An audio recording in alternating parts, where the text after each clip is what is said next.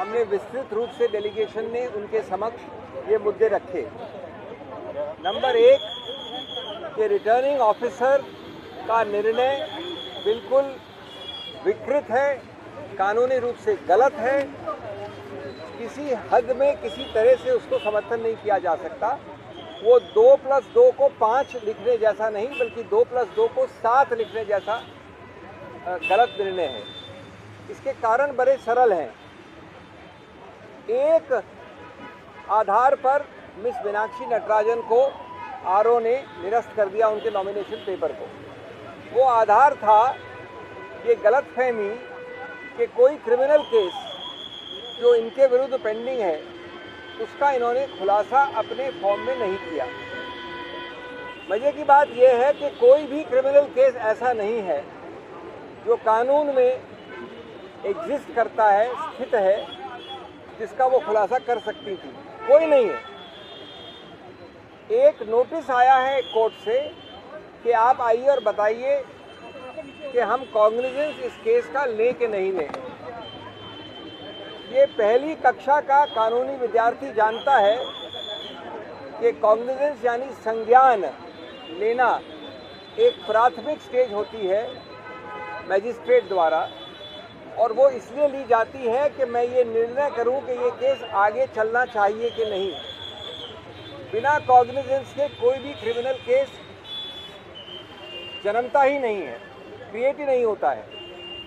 अब मजे की बात यह है कि जो इलेक्शन कानून है, जो चुनाव आयोग का कानून है, जिसमें ये खुलासा की उत्तरदायित्व है, उसमें लिखा है स्पष्ट कि आपको सिर्फ वो वाला खुलासा करना है जिसमें अपराध अगर प्रूव हो तो दंड 2 वर्ष से ज़्यादा हो और जिसमें चार्जेस फ्रेम हो चुके हों। ये कानून में लिखा है सेक्शन 33A में, जो हमको पढ़ने की आवश्यकता नहीं है। उसका उत्तरदायित्व, उसका कर्तव्य है आरओ को देखने की। अब इसमें कॉग्निजेंस की प्रथम श्रेणी में नहीं आता ये, यानी मैजिस्ट्रेट ने अभी तक कॉग्निजेंस नहीं दिया।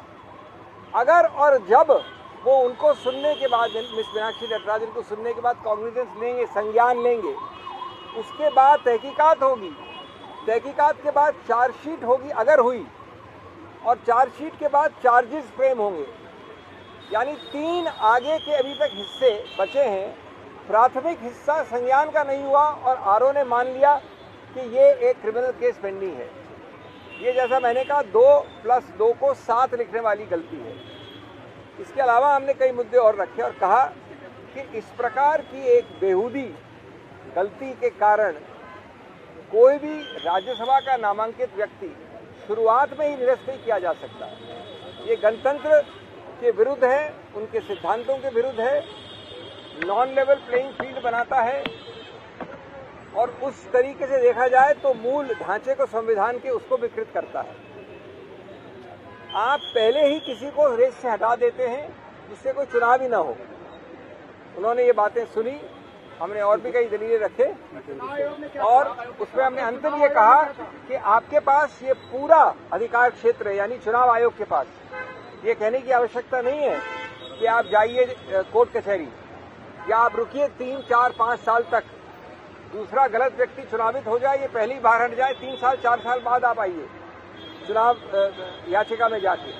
आपके पास यानी चुनाव आयोग के पास ये पूर्ण रूपेण अधिकार क्षेत्र है कि आप आरओ जो आपका एक एक्सटेंशन है उसके निर्णय को रिवर्स कर दें। आज विड्रॉल की तारीख है, आप बिल्कुल विड्रॉ कर सकते हैं उस ऑर्डर को, उसको निरस्त कर सकते हैं। आपने हरियाणा में जब 2 व्यक्तियों को गलत रूप से रिजेक्ट किया गया था या करा जा रहा था तो आपने हस्तक्षेप करके उसको सही किया था। आपने गुजरात में जो बैलेट कास्ट हो गए थे उनको भी फिर ठीक करने का प्रयत्न किया है। इसलिए बिल्कुल आप किसी रूप से अधिकार क्षेत्र के बिना हो या हेल्पलेस हो, ये